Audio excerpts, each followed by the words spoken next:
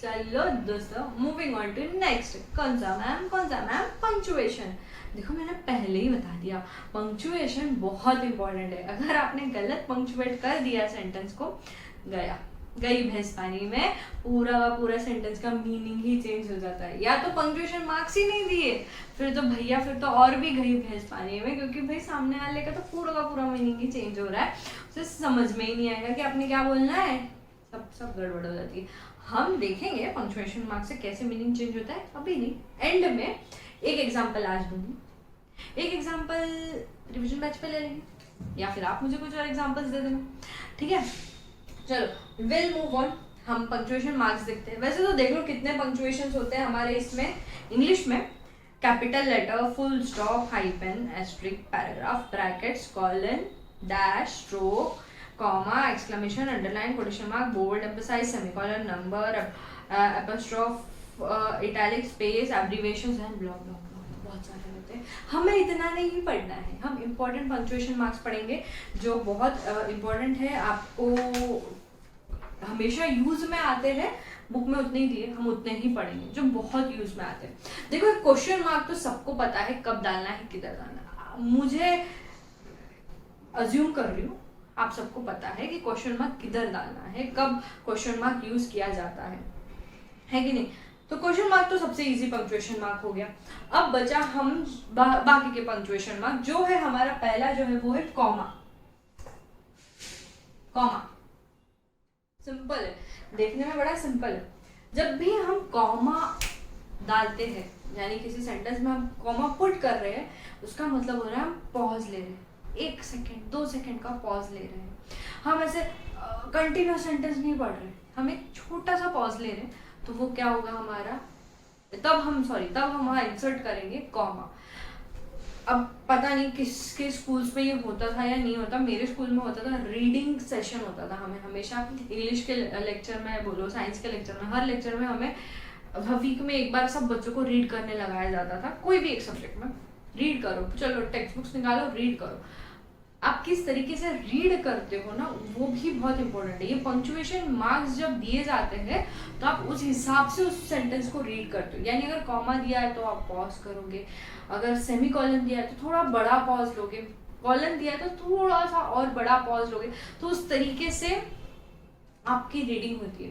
हम वो रीडिंग देखेंगे आगे कभी, तो आज तो नहीं हो पाएगा वो रीडिंग देखना, बट वो रीडिंग करना भी उतना इंपॉर्टेंट होता है। उसी से सामने वाले को समझ में आ जाता है कि आप क्या बोल रहे हो।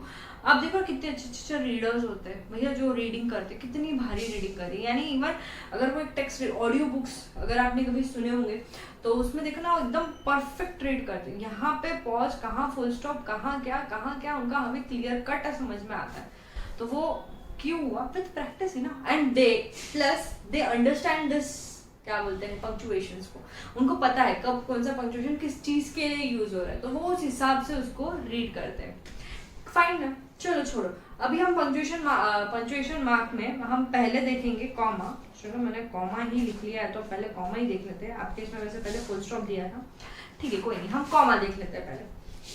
कॉमा कब यूज हो रहा है भैया, जब हमें कहीं पॉज लेना है या तो किसी दो सेंटेंसेस को हमें ज्वाइन करना है, तब हम यूज कर लेते हैं comma.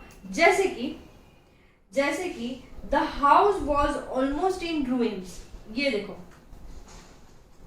The house was almost in ruins yet, but the trees should avenue also.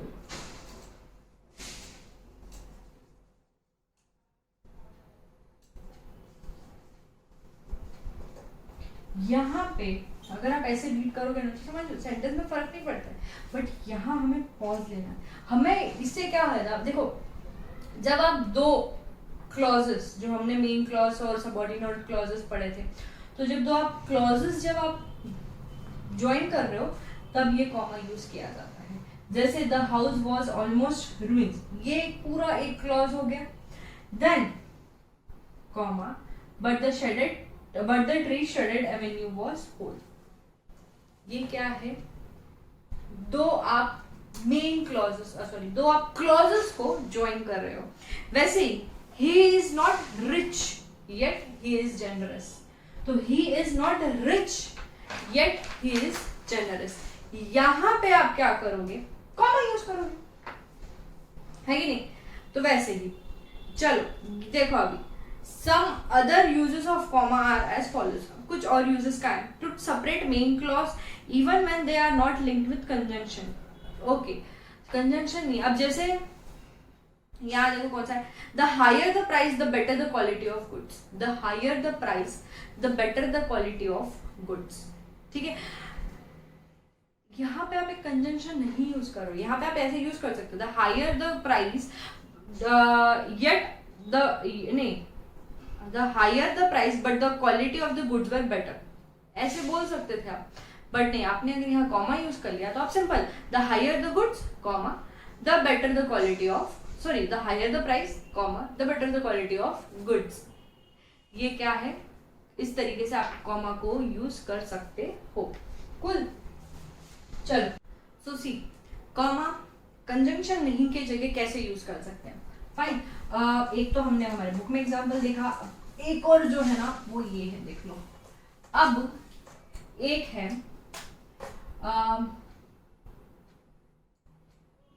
I went running. I went for a run. Yeah, I went running. चलो, कॉमा हमने देखा था कंजंक्शन के पहले आता है. एंड दो क्या हो रहा है? ये दो क्लॉजेस को ये ज्वाइन कर रहा है. I went running and I saw a duck. ठीक है, ये एक हो गया. अब एंड हमें हटा देना है. एंड हमें हटा देना और सिर्फ कॉमा रखना है. तो कैसे यूज करेंगे इसको?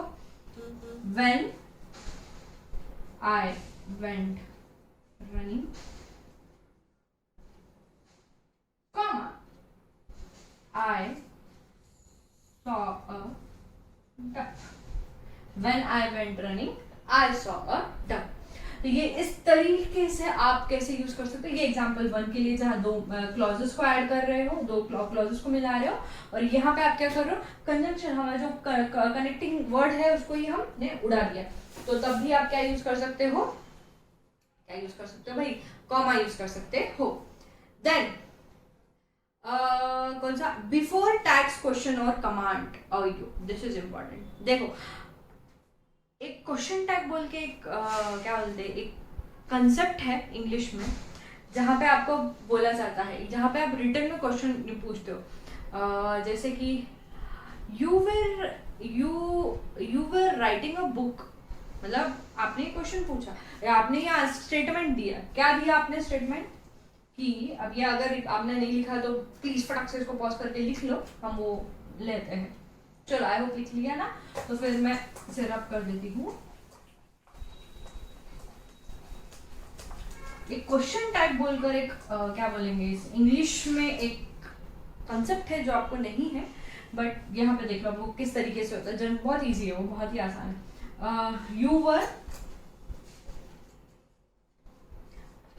You were writing a book. ये आपने एक स्टेटमेंट दिया, you were writing a book. अब आपको इसको क्वेश्चन में चेंज करना है, यानी कि आपको क्वेश्चन के जैसा इसको पूछना है. तो आप कैसे पूछोगे? किस तरीके से पूछ सकते हो? You were writing a book. अब ये स्टेटमेंट आपका कंप्लीट हुआ, आपने सेंटेंस कंप्लीट किया. फिर यहाँ आता है कॉमा और इसके आगे आप लिखते हैं weren't you.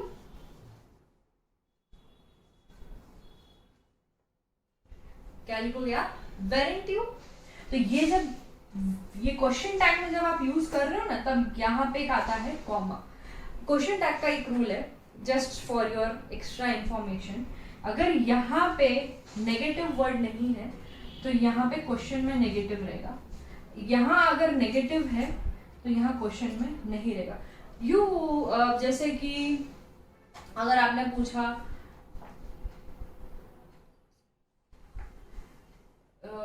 She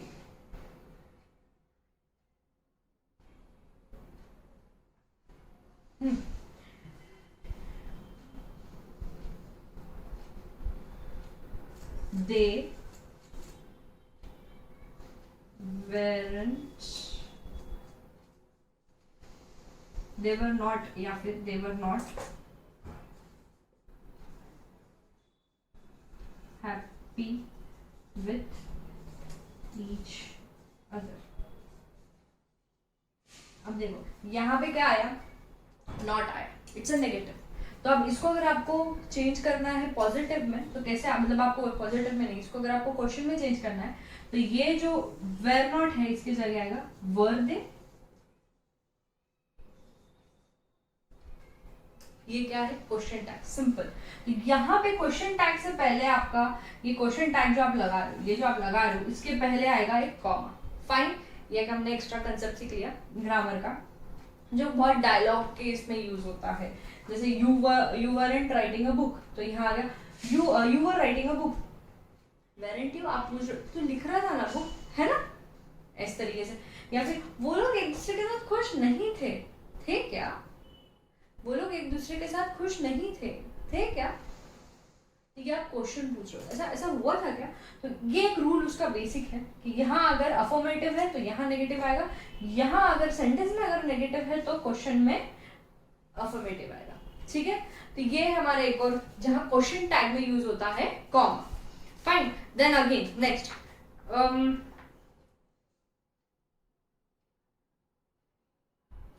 to denote words left out. अरे भाई मल्टीपल वर्ड्स है तो आप तो यूज करोगे ना। अगर आप 3-4 चीजें, I love eating banana oranges, तो आप ऐसे थोड़ी लिखोगे बनाना ऑरेंजेस एंड ऑल, आप लिखोगे banana comma oranges comma strawberries comma pineapples. तो आप ऐसे जब मल्टीपल वर्ड यूज करोगे तो तब भी क्या यूज करोगे, जब बहुत सारी चीजें आपको डिनोट करनी है तो आप कॉमा के साथ उसको सेपरेट करोगे। Then enclose additional thoughts, qualification of information. Here the commas are used in pairs and they separate parenthetical elements in a sentence. जैसे मोहन, my son, then आएगा कॉमा, अजित नाम बोल, मतलब आप डिनोट कर रहे हो, आप एक बता रहे हो कि मेरा जो बेटा है कॉमा, उसका नाम क्या है, अजित, तो my son comma Ajit, then again comma is the head boy of the school. क्या आया, my son comma Ajit is the head boy of the school. Then the movie was comma I believe well picturized. Then two set of direct speech. अब है direct speech तो मस्त है। Direct speech क्या है, जब आप एक बंदा क्या बोल रहा है डिक्टो वैसे ही खुद को अगर आप बोलोगे, कोट करोगे, तो उसको बोलते हैं डायरेक्ट स्पीच। जैसे कि चलो हमने वो डक वाला एग्जांपल लिया था ना, when I was looking, he said and I quote,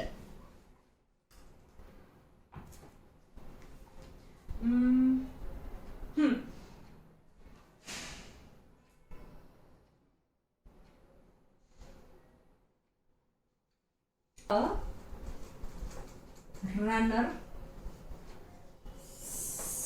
said, जो भाग रहा था, comma I saw a duck। भाई जो बंदा जो बोला वैसा ही आपने जब कोट किया तो उसको आप कैसे यूज करोगे, तब आप कैसे डायरेक्टली आप वो जो बोल रहा है वैसे बोलो। इनडायरेक्टली अगर आपको बोलना होता है कि मतलब आप उसके वर्ड्स में नहीं, खुद के वर्ड्स में जब आप बोलोगे तो बोलोगे जो the runner said he saw a duck when he was running, तो आप ऐसे बोल सकते हो। तो यहाँ पे क्या है, द रनर सेड, आप उसी के लैंग्वेज में कोड करो ना, उसने जो बोला वैसा, तो इसलिए the runner said comma it is called as in direct speech, directly जैसा वो बोल रहा है वैसा, comma then I saw. Fine, moving on, next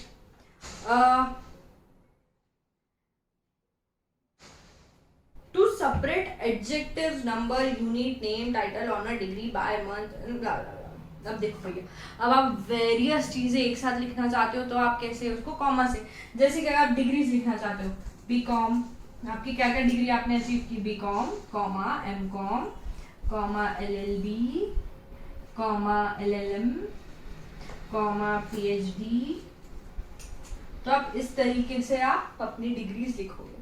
numbers लिखना है तब भी आप कॉमा यूज करेंगे, 1, 2, इजी है, नहीं तो आपको पता है। देन आप नेम लिखना है तो अमीर comma Ajit comma Arun comma, ऐसे आप नाम भी ऐसे लिखोगे। तो इस तरीके से आपके कॉमास के, मोस्ट कॉमास के इस तरीके से यूज किए जाते हैं। Fine with it, cool with it, done with it. We are done with commas. Now will move on to full stop. Full stop पे हम मूव करेंगे। फाइन, तो चलो you go and read on first की कॉमा के बारे में हमने क्या क्या रीड किया उसके। Now we are done with comma. अभी एक स्पेस मैंने छोड़ दिया था, वो स्पेस हम कर लेते हैं। देखो भाई स्पेस क्यों इंपॉर्टेंट है, सिंपल सी बात है, एक ही एग्जांपल देंगे हम, स्पेस खत्म करेंगे, बहुत इजी है ये, आपको पता भी है स्पेस क्यों इंपॉर्टेंट, बट हम ले लेंगे। माई नेम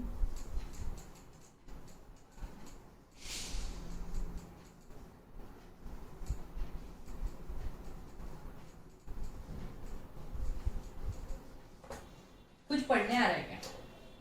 सिंपल सा क्वेश्चन, कुछ पढ़ने आ रहा है? चलो एक और लो।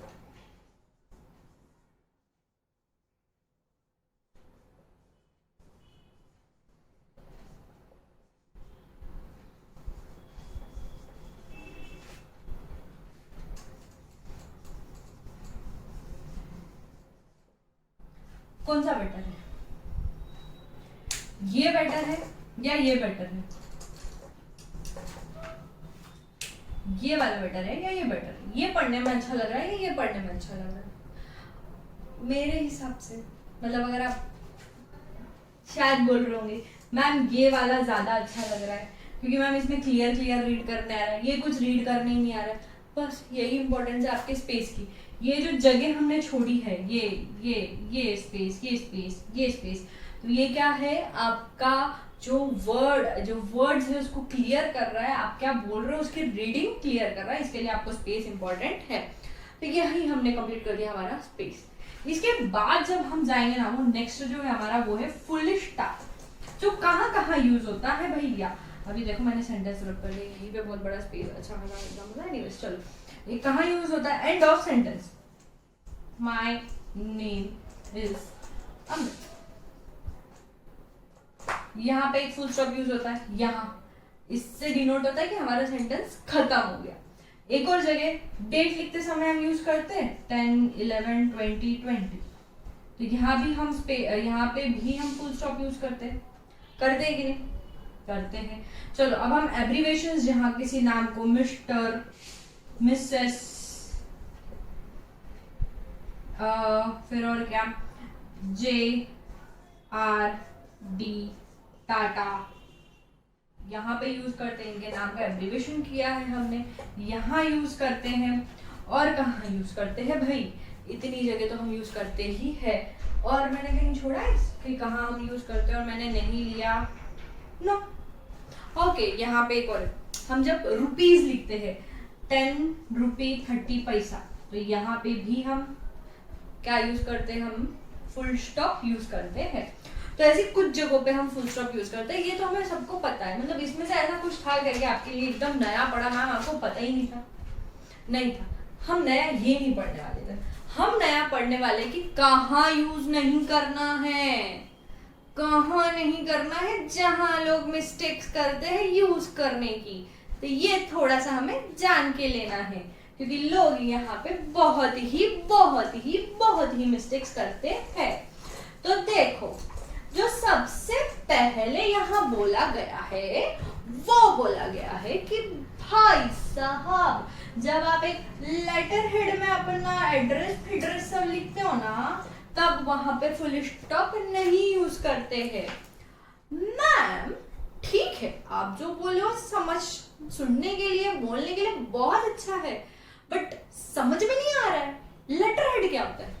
अरे बच्चों, आप डॉक्टर के पास जाते हो तो डॉक्टर आपको एक पर्ची पे दवाई लिख के देता है, उस पर्ची के ऊपर यहाँ पे कुछ ऐसा बॉक्स आपको दिखता है जहां पे डॉक्टर के क्लिनिक का नाम लिखा हो, जहां पे उसका एड्रेस लिखा हो, जहां पे उसका फोन नंबर, ईमेल एड्रेस और उसका PhD डिग्री विग्री लिखी हो, और उसके ऑफिस का टाइमिंग गिविंग लिखा। तो ये ऐसी सारी चीजें जहां लिखी होती है, यानी कि ये स्पेस जहां आपको वर्ड दिख रहा है वो होता है आपका लेटर हेड वाला स्पेस, हेड स्पेस। यहाँ पे आपने फुल स्टॉप यूज नहीं करना है, यहाँ पे फुल स्टॉप यूज नहीं करते हैं भाई, नहीं करते हैं। देखो क्या बोल रहा है, after addresses that head letter और ऑन द एनवेलप्स, या मतलब जहाँ एड्रेसेस जा रहा है वहां पे आप लेटर हेड की इस जगह पे आप क्या नहीं लिखोगे, क्या नहीं यूज करोगे, फुल स्टॉप नहीं यूज करोगे। मैम बढ़िया है, समझ में आ गया। लेटर हेड तो पहली बार थोड़ा सा कनेक्ट कर पा रहे हैं डॉक्टर की वजह से, चलो बढ़िया है। देन मैम आफ्टर डेट्स, आपने तो अभी बोला डेट के उधर हम फुल स्टॉप यूज करते, या आफ्टर डेट्स, अरे बच्चों डेट में यूज करते, डेट के बाद थोड़ी यूज करते। जैसे हमने एग्जांपल दिया था 10-11-20-20 का, यहाँ हमने फुल स्टॉप डेट में यूज किया था, तो यहाँ जो एंड है 2020 के बाद आप फुल स्टॉप नहीं लगाओगे, यहाँ पे आप 2020 पे इसको दी एंड कर दोगे, खत्म, हाथ उठा लेना, आगे हाथ बढ़ाना नहीं, फुल स्टॉप लगाने के लिए बिल्कुल नहीं बढ़ाना है। तो आपने कहा 10.11.2020 पे ही खत्म कर देना है। Then after name that ends letter, मतलब भाई क्या साबे मैम आप तो क्या बात कर रहे हो यार, हर नाम लेटर पे तो एंड होता है, नंबर में थोड़ी ना एंड होता है। मेरा नाम, आपका नाम प्रिया पाटनी है, तो आपका नाम प्रिया पाटनी एंड आई से हो रहा है, आई एक लेटर है, तो आपका मतलब क्या क्या समझ में नहीं आ रहा, कुछ कंफ्यूजन है। देखो सिंपल, थोड़ा भाषा हो जाती है। क्या बोल रहे हैं ये कि जो प्रिया पाटनी में अगर मैंने मेरा नाम लिखा प्रिया पी, मैंने मेरा नाम समझो ऐसा लिख रही हूं मैं कहीं, तो यहाँ पी के आगे डॉट नहीं लगाना है, ये पी के आगे डॉट नहीं लगाना है भाई, यहाँ लगा दोगे तो सब गलत हो जाएगा, तो ये प्रिया पी सिर्फ ऐसा ही आएगा। Fine, next, after title of book, newspaper headlines, chapter heading, सब हेडिंग, पेज नंबर, यहां पे आपको नहीं लगाना। बुक के टाइटल के बाद, जैसे आपका बुक का टाइटल क्या है, ये बिजनेस कम्युनिकेशन, यहाँ पे है क्या, नहीं। आपके चैप्टर का टाइटल क्या है, English grammar and its usages, इसके बाद आपने फुल स्टॉप देखा, नहीं देखा। कोई भी न्यूज़पेपर उठा लो, हेडिंग के बाद आपको उसकी जो हेडिंग है, हेडलाइन, आज की ताजा खबर, ब्रेकिंग न्यूज के नीचे आपको कहीं हेडलाइन जो आती है उसके नीचे आपको कहीं फुल स्टॉप दिखता है क्या, चेक कर लो, नहीं दिखेगा। तो आपको ऐसी नंबर्स, पेज नंबर्स के आगे भी क्या कहीं पे भी आपको ऐसी जगह पे हेडलाइंस फुल स्टॉप नहीं देना है। Then next, with acronyms which are pronounced as one word, यानी one word के जैसा उस चीज को प्रोनाउंस किया जाता है। कौन सा, जैसे यूनिसेफ, एड्स, जीएसटी, वैट, ऐसे जगहों पे, जिसे हम इसको एक वर्ड में यूज कर रहे हैं ना, VAT नहीं बोल रहे हैं, उसको वैट बोलते हैं। फिर यूनिसेफ बोलते हैं, उसका full form UN dot N dot ऐसे नहीं बोला जाता है। देन एड्स भी एड्स ही बोलते हैं, AID नहीं बोलते, एड्स ही बोलते हैं। CID हम बोलते थे, इसलिए C.I.D लग रहा था, बट यहाँ हम इस तरीके से नहीं बोल रहे, तो इसके लिए इसको एक वर्ड की तरह हम प्रोनाउंस कर रहे हैं। इन शॉर्ट हम इसको एक वर्ड की तरह ही प्रोनाउंस कर रहे हैं, इसलिए इधर डॉट्स फुल स्टॉप्स नहीं लगेंगे। Then in between alphabets of abbreviation that are series of letters, यानी WTO के इसमें W.T.O. नहीं लगेगा, यहाँ पे WTO ही बोला जाएगा। GMT, Greenwich time, mean time, यानी ग्रीनविच जो, ठीक है, GMT आपको पता होना चाहिए क्या है भाई, ज्योग्राफी में सबने पढ़ा है, तो GMT के उधर भी नहीं लगता है, BBC न्यूज चैनल के उधर भी नहीं लगता है। Then in short, shortening of word that where the first and last alphabet of the word are presented, यानी mister, MISTER, MISTER, first word है, लास्ट वर्ड आर है, तो यहाँ पे m डॉट आर नहीं आएगा, यहाँ m r डॉट आएगा। मिसेस m r s इस तरीके से आएगा, m dot r dot s नहीं आएगा। या doctor d dot r dot नहीं आएगा, सिर्फ d r डॉट आएगा। फाइन। बट आजकल ना ये सारी डॉट वॉट वाली प्रथा हटा रहे, इजी कर रहे हर चीज को, इतना तुमको पंक्चुएशन का ना आसान कर दे रहे। अब ये तो डॉट डॉट ये तो हट ही रहा है, प्लस ये जो J dot R dot D dot Tata वाला जो डॉट्स थे ये, इनको भी हटा दिया जा रहा है और बोल दिया जा रहा है भाई डायरेक्ट जे आर डी टाटा लिख दो, ये भी चल जाएगा। अब जमाना बढ़ रहा है तो हम भी थोड़ा फॉरवर्ड होते हैं और हम इसको एक्सेप्ट कर लेते हैं। तो आजकल ये न्यू ट्रेंड शुरू हो रहा है कि ये जो वर्ड्स के आगे जो हम शॉर्ट वर्ड को जब हम हमारे जो नेम के आगे जो नेम को जो हम शॉर्ट कर देते, जैसे जे आर डी टाटा, तो जे आर डी को आगे जो हम डॉट्स लगा रहे थे वो हटा के सिर्फ जे आर डी टाटा भी कर सकते हैं। देन एब्रीविएशंस कहाँ पे भाई, मेजरमेंट या केमिकल्स के लिए जो हम शॉर्ट कर लेते हैं एब्रीविएशंस यूज करते हैं, जैसे किलो का किलोग्राम का केजी, मिलीमीटर का एमएम, तो इनके यहाँ पे भी फुल स्टॉप नहीं लगता, ये केजी डॉट नहीं आता, सिर्फ केजी आएगा। और स्क्वायर एसक्यू आएगा, एसक्यू डॉट नहीं आता है। अभी हमारे जो साइंस में जो हमारे केमिकल्स है, ऑक्सीजन, हाइड्रोजन, सल्फर, पोटेशियम, तो के डॉट नहीं आता पोटेशियम के लिए, के ही आएगा।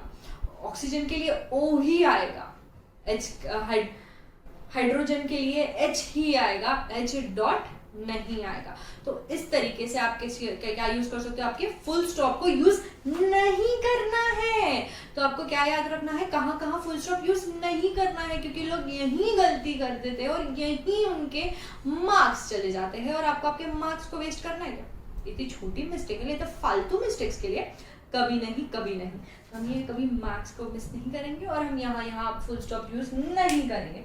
देखो इतना सा है, अगर उसमें इतना डिटेल में बोला है तो सिंपल देखो तो इतना ही है वो, है कि नहीं। चलो will move on to next, but उससे पहले जाओ रीड कर लो खुद से एक बार, फिर वापस आना, हम आगे हाइपन पढ़ेंगे, ठीक है। चलो move on, you pause and read, then we'll move on. Good. Now the next is hyphen. Hyphen क्या होता है, ये एक छोटा डैश, बड़ा डैश नहीं, छोटे डैश को बोलते हैं हाइफन। ये कहाँ कहाँ यूज होता है, जहाँ पे दो वर्ड्स को हम मिला रहे हैं वहां पे, जैसे कि आपका सेल्फ कॉन्फिडेंस, तो ये सेल्फ कॉन्फिडेंस नहीं, सेल्फ अपॉइंटमेंट, सेल्फ अपॉइंटेड, यहाँ पे आप क्या यूज कर रहे हो, हाइपन। ऐसे जब कुछ वर्ड्स को मिलाना होता है वहां पे। एक और हमारा वर्ड है जैसे क्वाजी जुडिशियल, क्वाजी ये डैश देते हैं हम, जुडिशियल।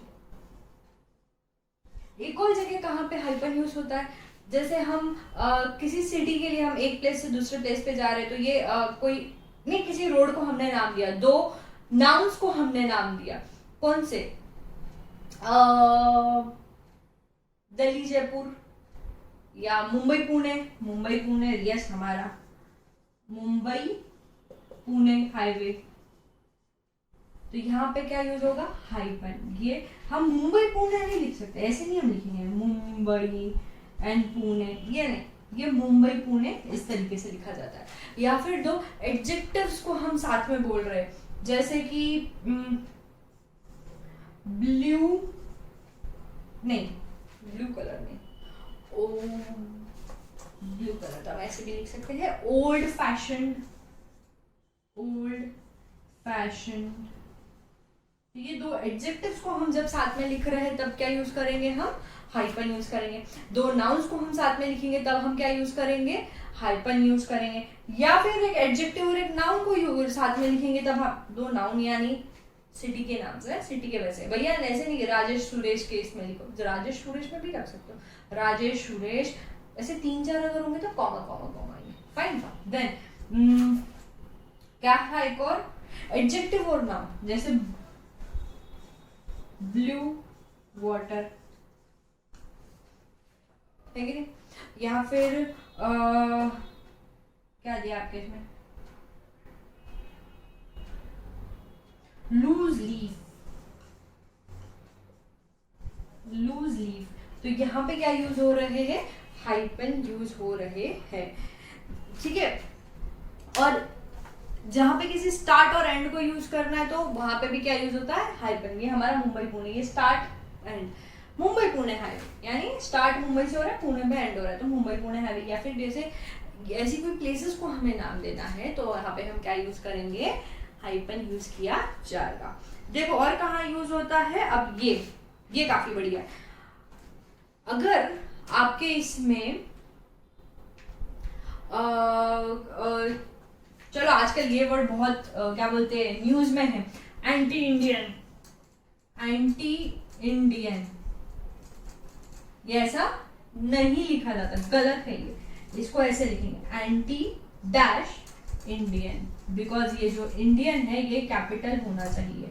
वैसे ही अन अमेरिकन, तो ये अन डैश अमेरिकन, ठीक है।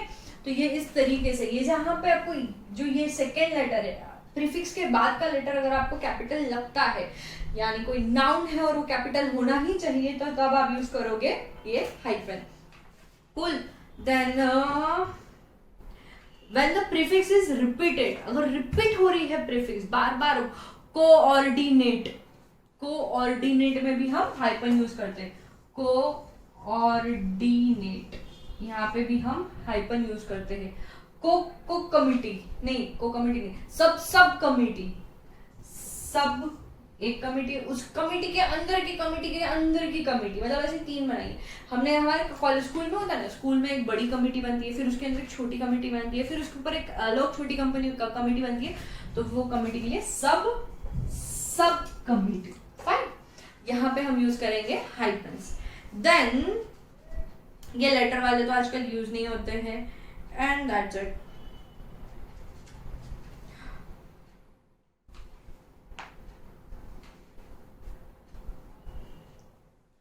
ओके, सो एक और है यहाँ पे, ये बहुत इंपॉर्टेंट पॉइंट है, टू प्रिवेंट, क्या, to prevent confusion between new formation और conventional word with the same prefix. जैसे कि आप समझो, बोलना है I want to recover my, क्या बोलते हैं, I want to recover my sofa, ये एग्जाम्पल लेते, चलो, I want to recover my sofa, I want to recover my sofa. I want to recover my sofa.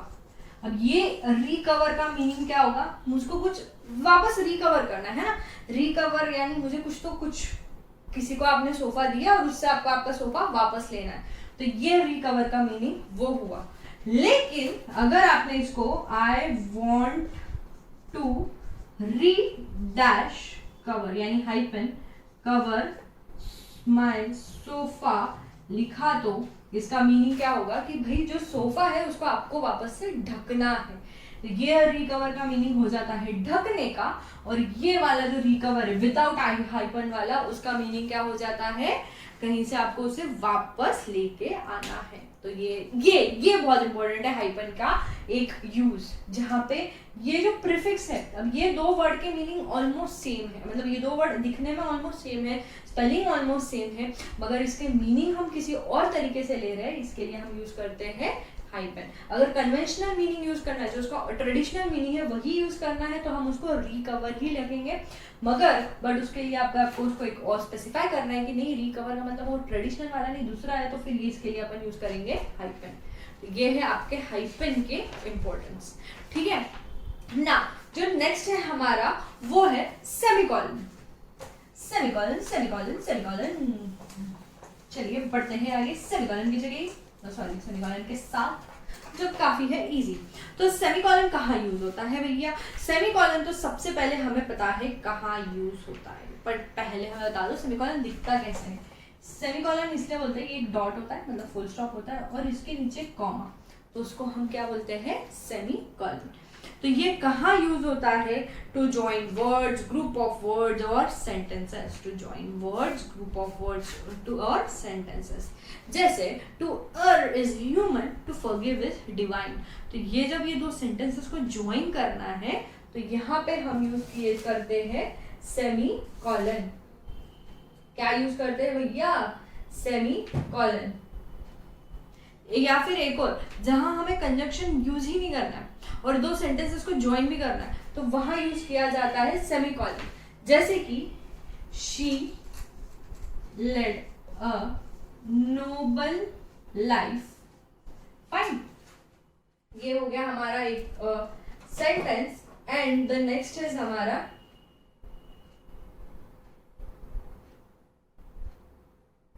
Okay, and the next है उसके आगे हमें उसको सेमी कॉलन लगा के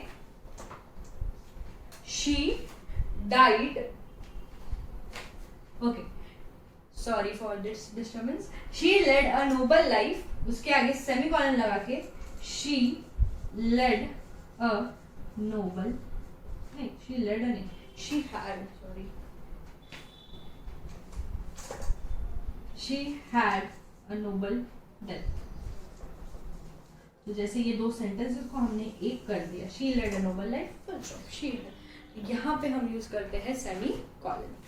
again, to provide pause before adverb such as nonetheless, however, etc. जब हमें adverb के पहले थोड़ा सा पॉज देना है तो तब भी हम यूज करेंगे semi colon. He worked very hard, now semicolon, however, then however के बाद क्या आएगा?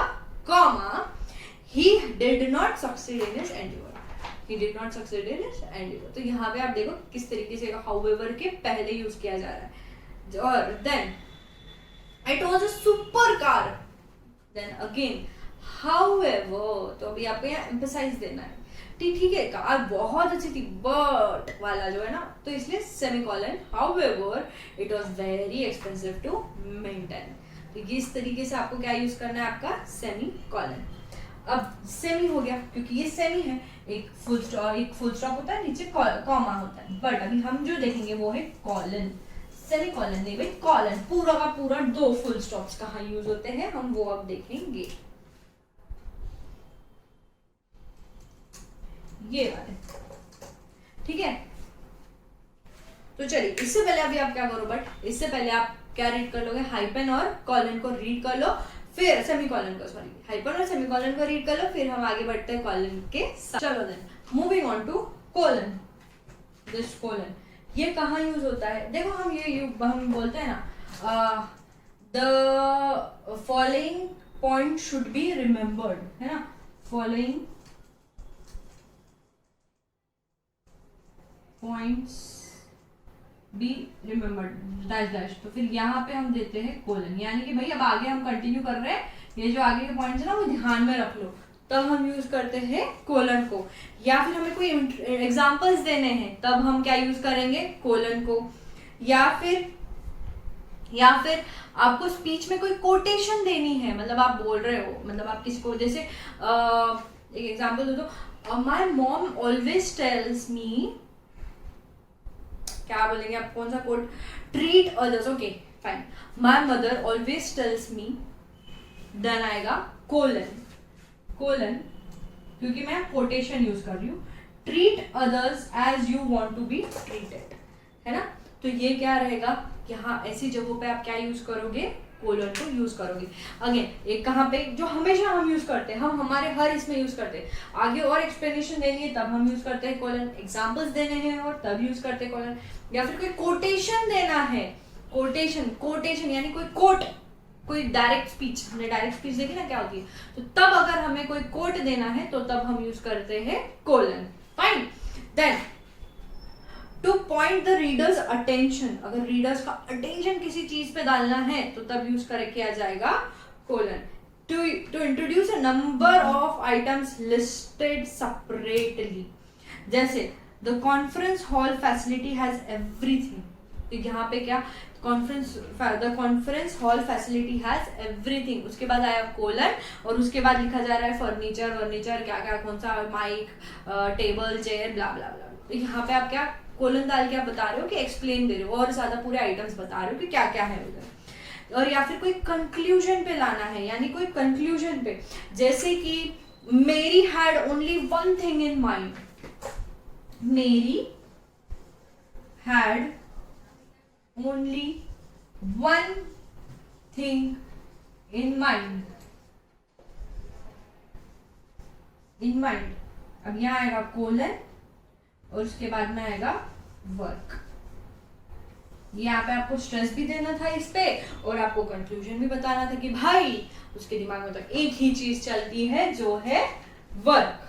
ठीक है, नेक्स्ट टू इंट्रोड्यूस क्वेश्चन। अब आपने कोई बहुत बड़ा स्टेटमेंट दे दिया, अब आपको कोई क्वेश्चन इंट्रोड्यूस करना है, क्वेश्चन टैग वाला क्वेश्चन नहीं, वो अलग proper question, how are you वाला, इस तरीके का जो प्रॉपर क्वेश्चन होता है वो क्वेश्चन अगर इंट्रोड्यूस करना है एक सेंटेंस में तो उसको आप पहले कोलन दोगे और फिर क्वेश्चन इंट्रोड्यूस करोगे। या फिर to link the contrasting statement, जैसे मैन प्रपोजेस गॉड डिस्पोजेस, तो ये क्या है, ऐसे टाइम पे भी आप कोलन यूज कर सकते हो। कंजंक्शन, कहीं कहीं कंजंक्शन को सब्स्टिट्यूट करने के लिए। या फिर एंड, ये इंपॉर्टेंट है भैया, ये बहुत इंपॉर्टेंट है जो हम ध्यान में रखते हैं और बहुत बार कभी भूल भी जाते हैं देना। ये क्या है, आफ्टर हेडिंग इन करस्पॉन्डेंस, यानी सब्जेक्ट क्या है, उसके बाद रेफरेंस किसका मिला, उसके बाद यहाँ पे आप क्या यूज करोगे, कॉलन। या फिर सबटाइटल्स, सबटाइटल्स के लिए शेयर कोलन, शेयर भाव वाला नहीं, सॉरी, शेयर, शेयर के बाद क्या करोगे, कोलन डालोगे और आगे लिखोगे द टाइगर या द लायन, सॉरी, शेयर, शेयर ही बोलते हैं ना हिंदी में लायन को, शेयर। फिर टाइगर को क्या बोलते हैं हिंदी में, नहीं, शेर को टाइगर बोलते हैं और सिंह को लॉयन बोलते हैं, आई थिंक सो, मतलब हिंदी कच्ची है इस चीजों में, तो जो भी है, शेर कोलन द टाइगर, ये आएगा। सब टाइटल दे रहे हो ना आप, तो इसको क्या, तब आप क्या यूज करोगे, कोलन। फाइन, ये कुछ इंपॉर्टेंट, एक और आपकी बिब्लियोग्राफी में जब आप इंट्रोड्यूस कराते हो कि भाई ये कहाँ से लिया, कौन सी पब्लिकेशन है, ये आपको ना रिसर्च के टाइम पे बहुत इंपॉर्टेंट है। मतलब आप कभी अगर लाइफ में पीएचडी करने जाओगे ना, वहां पे ये चीज यूज होती है, जहाँ पे आप आपका कौन सा एडिशन है बुक का, उसके लिए आप देते हो दिल्ली में ... 2010 का एडिशन है ये, वैसे दिल्ली 2010 कोलन आएगा और 2010 आएगा। ठीक है, ये आपके इंपॉर्टेंस है कोलन के।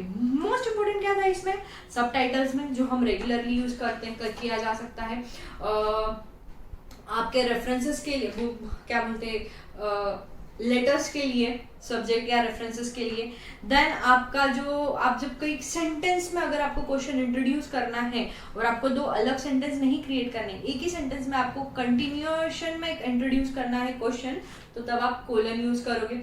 और ये एग्जाम के इसमें जहाँ पे आप नीचे पूरा एक्सप्लेनेशन दोगे, वहां जहाँ एग्जाम्पल्स दिए जाएंगे और ज्यादा एग्जाम्पल्स, कॉमा दे सकते हो बट कोलन भी दे सकते हो, बट अगर आपको कंफ्यूजन हो रहा है कि कॉमा कॉलन देना चाहिए या नहीं, हमेशा कॉमा यूज किया जाए।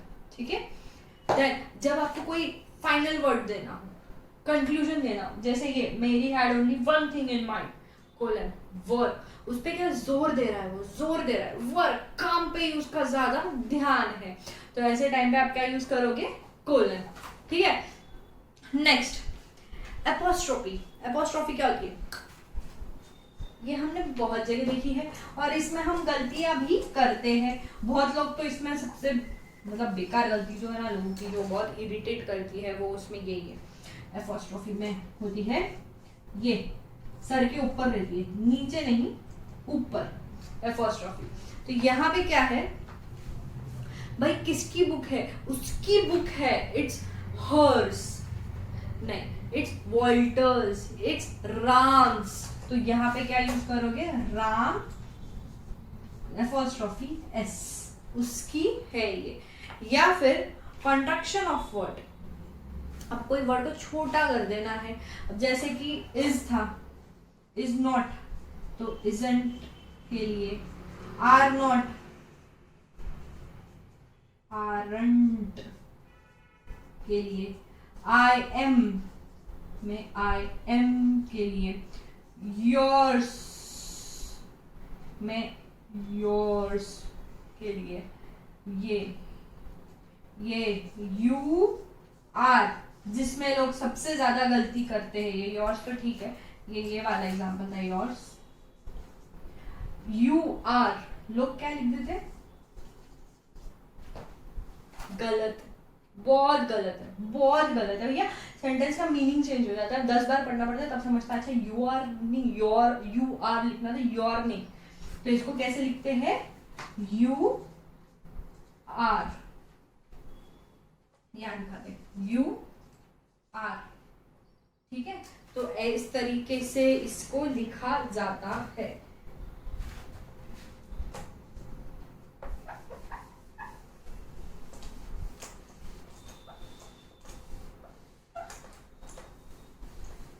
ना इसका ना एक और है कि जहां पे आप इसको यूज कर सकते हो, ये याद रखना, जब भी आप अपॉस्ट्रोफी किसी सिंगुलर चीज को लगा रहे हो, ठीक है, किसी भी आप सिंगुलर चीज को लगा रहे हो तो वो आएगा पहले। जैसे आपके इसमें एग्जांपल दिया है, कहाँ गया वो एग्जांपल, हाँ, the girl's dress, the girl's dress, तो यहाँ पे एस के पहले आएगा। फाइन, सिंगुलर चीज है, सिंगुलर अगर नाउन है तो फिर क्या आएगा, एस के पहले। जैसे बॉयज रूम, उस बच्चे का रूम है, बॉयज रूम, इट्स, है ना। देन अगर प्लूरल में आ रहा है, प्लूरल में, तो फिर आएगा एस के बाद में। जैसे क्यों, क्योंकि यहाँ गर्ल्स यहाँ पे, तो ये आपको डिनोट करता है ये प्लूरल है। ये अगर इसके बाद आ रहा है तो प्लूरल है, इसके पहले आ रहा है तो सिंगुलर के लिए बोल रहे हैं। इसके पहले आ रहा है तो किसके लिए बोल रहे हैं, प्लूरल के लिए। इसके बाद में आ रहा है, सॉरी, इसके पहले आ रहा है तो बोल रहे हैं सिंगुलर के लिए, और इसके बाद में आ रहा है तो बोल रहे हैं प्लूरल के लिए। फाइन, तो ये एक मेजर चीज है जो आपको अपॉस्ट्रोफी के लिए सीखनी ही होती है। फाइन विद इट, कुल चलो। और कहाँ पे, अब देखो इसमें जो थोड़ी जो एग्जांपल्स दिए ना, इसमें से काफी सारे एग्जांपल्स आउटडेटेड है जो आजकल यूज भी नहीं किए जाते हैं। हाँ, एक बहुत अच्छा है जो है, देखो ये apostrophe is at the time used to denote omission of part of some numbers, जैसे 90s 80s 90s हम लिखते हैं ना, तो हम ऐसे लिखते हैं वो 80s 90s। क्या 90s का टाइम क्या था यार, best time to live in India 90s का टाइम था, तो 90s ऐसे लिखेंगे, मतलब 1990 1980, तो ये इस तरीके से लिखा जाता है। फाइन, और कुछ छूट रहा है क्या अपने से, अपन सारे ही ये कर लिए? यस, ऑलमोस्ट तो हमने सारे ही कर लिया है। ओके फाइन, हमने बाकी तो सारे कर ही लिए। तो ये मेजर जो पार्ट है हमारे अपॉस्ट्रोफी का है। बाकी you can go through once and आपको वो सारी चीजें जो थोड़ी बहुत है वो रिपीटेटिव है, बस कुछ वर्ड्स को इधर उधर चेंज करके बोला गया, बस रिपीटेटिव है, तो वो आप समझ जाओगे। Fine, now the next is quotation mark. Quotation कब यूज करते हैं? जब हम कोई कोट दे रहे हैं, जैसे कस्टमर इज किंग, तब हम कोटेशन मार्क यूज करेंगे। जब हम इनडायरेक्ट और डायरेक्ट स्पीच में यूज होती है। इनडायरेक्ट और डायरेक्ट स्पीच अभी हमने देखी थी ना, द रनर सेड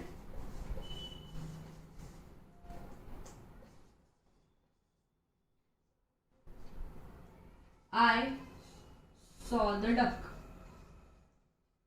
तो ये कोटेशन मार्क यूज होगा कब? डायरेक्ट स्पीच में। एक कब हो रहा है? जब कोट, एक्चुअल कोट यूज कर रहे हैं तब, और जब कहीं किसी पर्सन का डायरेक्ट स्पीच, वो जैसा बोला वैसा ही आप बोल रहे हो, तो फिर आप तब यूज करोगे कोटेशन मार्क। देन और कब यूज होता है? यही दो मेजर है एक्चुअली तो, और कहाँ ही यूज होता है। ओके, जब आपको किसी चीज के बीच में दो टू एनक्लोज साइटेड वर्ड्स और एक्सप्रेशन, दो किसी वर्ड पे जोर देना है या किसी के बारे में कुछ बात करनी है दो वर्ड्स के बारे में, तो तब भी आप यूज करोगे कोटेशन। जैसे what is the difference between an order and a degree, तो यहाँ पे ऑर्डर और डिग्री को आप किस में लिखोगे? कोटेशन मार्क में। या फिर आपको कहीं और, अब single inverted comma, inverted comma भी बोलते हैं, सिंगल इन्वर्टेड कॉमा कब यूज करते हैं? जब आप बोल रहे हो कि भाई ये जो चीज है ना उसकी मैं रिस्पॉन्सिबिलिटी नहीं ले रहा, मतलब ये कब है, ये पक्का आपको पता है ये ऐसा ही है, तब डबल कोटेशन मार्क। और सिंगल कोटेशन जब कच्चा पक्का नहीं पता, तो तब क्या यूज, भाई लेकिन ये डायरेक्ट स्पीच में ऐसे ही यूज होता है, डायरेक्ट स्पीच में ऐसे ही यूज होता है। बाकी आपको ऐसे है कि मेरी रिस्पॉन्सिबिलिटी वाला काम नहीं है, तो तब आप यूज करोगे सिंगल कोटेशन यानी single inverted commas. Cool with it, I hope cool हो आप। तो ये क्या है आपके, हमने अभी देखा कोटेशन मार्क या फिर single inverted comma, double inverted comma या सिंगल इन्वर्टेड कॉमा हमने देखा। अब जो लास्ट है आपके इसमें वो है ब्रैकेट्स के बारे में। अब देखो भैया ब्रैकेट्स तो बहुत जगह यूज होते हैं, जहाँ पे आपने किसी चीज का फुल फॉर्म बोला, जैसे आपने बोला गुड्स एंड सर्विस टैक्स, अब आपको इसको शॉर्ट में बताना है तो आप ब्रैकेट यूज करते हो और उसमें लिखते हो जीएसटी, है ना। आप राउंड ब्रैकेट यूज करते हो और उसमें लिखते हो जीएसटी, ऐसे राउंड ब्रैकेट में लिखते हो जीएसटी, यानी अब आगे जहां पे भी जीएसटी दिखेगा वो उसका मीनिंग क्या रहेगा, ये जो आपने यहाँ लिखा है, तो तब यूज किया जाता है ब्रैकेट। देन जब आपको किसी चीज का और एक्सप्लेनेशन देना हो यानी किसी का मीनिंग बताना हो, अगर आपने वर्ड, जैसे हम अभी तक हम इतने सारे वर्ड्स देख रहे थे, प्रीफिक्स में देखा कितने सारे वर्ड्स थे, ए जैसे प्रीफिक्स में ए था, फिर उसके आगे उसमें ब्रैकेट दे के लिख रहे थे नॉट, तो यहाँ आप इसमें आपका इसका एक्सप्लेनेशन दे रहे हो ये वर्ड का मीनिंग क्या है, तो तब भी आप क्या यूज करते हो, brackets. Fine. To enclose reference from other, okay, अगर आप किसी, अब जब ये भी जो पार्ट है ये आपके रेफरेंसेस में, आप रिसर्च कर रहे हो या आप कोई आर्टिकल लिख रहे हो तब बहुत काम में आती है। जब आप किसी इंसान ने कुछ लिखा है और आप उसमें का रेफरेंस उठा के अपने इसमें डाले हो, तो नीचे आप ऐसा लिखते हो, ब्रैकेट में आप उधर लिखते हो कि जैसे कि ये भाई ये रेफरेंस है, यहाँ से मैंने ये लिया है, तो वो आप ब्रैकेट में लिख देते हो कि यहाँ से लिया है। या फिर आप कोई बुक लिख रहे हो और आपको कोई पीछे के पेज में आपने कोई डायग्राम दिया रहेगा और आपको अभी वापस से वो डायग्राम का रेफरेंस देना, अब यहाँ डायग्राम क्यों ड्रॉ कर देना, तो आप डायरेक्टली उसके आगे जो भी आप सेंटेंस हो उसके आगे लिखते हो रेफर पेज डैश या फिर figure number dash dash dash, तो आपको वहां पे जाके वो पेज पे जाके देख लोगे तो आपको वो फिगर मिल जाएगी। तब ये आप क्या यूज करोगे, ब्रैकेट्स। ये कौन सा, राउंड ब्रैकेट्स, है ना। देन एक और आता है हमारे स्क्वायर ब्रैकेट्स, वो कहाँ पे यूज होता है, देखो स्क्वायर ब्रैकेट तो जब आपको ब्रैकेट में ब्रैकेट डालना होता है ना तब स्क्वायर ब्रैकेट यूज करते हैं, मतलब आपको दो जगह दो ब्रैकेट्स देने हैं तो तब आप यूज करोगे ब्रैकेट। जैसे आपने को लिखना है the case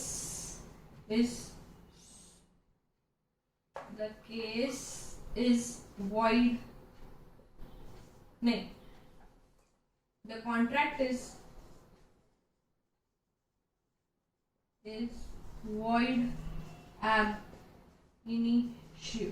देखो void ab initio में हम क्या दे रहे हैं, हाइफन दे रहे हैं। फिर अब आपको ये ब्रैकेट में लिखा, हाँ, बट आपको अब यहाँ है कि यार मुझे इसको इसमें देना, इसमें ना आपको एक और ब्रैकेट डाल के लिखना है फ्रॉम द बिगनिंग, ठीक है।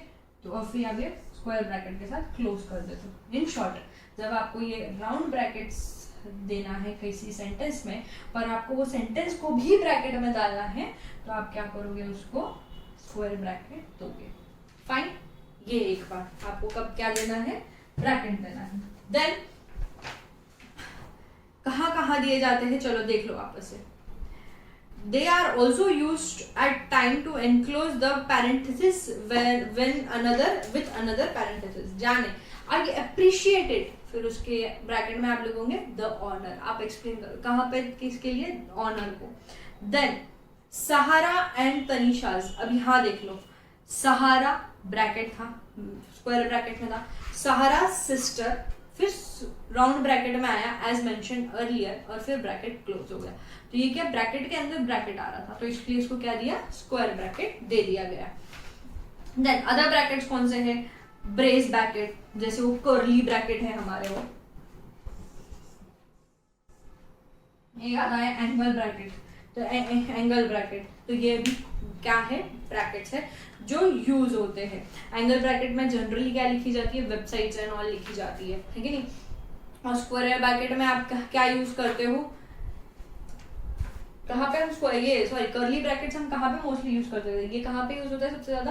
कंप्यूटर्स में यूज होता है, कंप्यूटर लैंग्वेजेस में ये यूज होता है। और ये कहाँ होता है?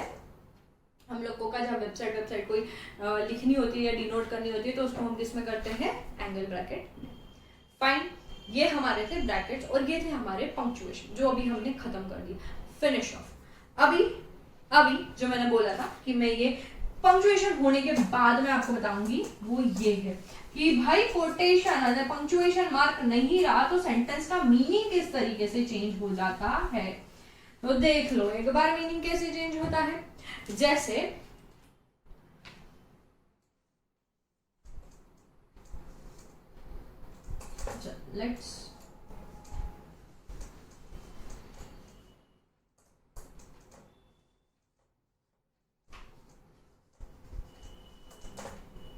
Let's eat grandma. Punctuation mark नहीं है, कुछ नहीं है। क्या समझ में आ रहा है ये सेंटेंस में से? ये सेंटेंस में से समझ में आ रहा है तुम बोल रहे हो अपने ग्रैंडमा को खा लो।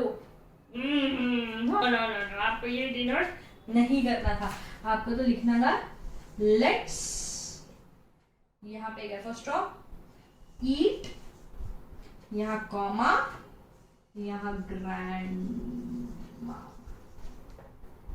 Let's eat grandma. आप इनवाइट कर रहे हो।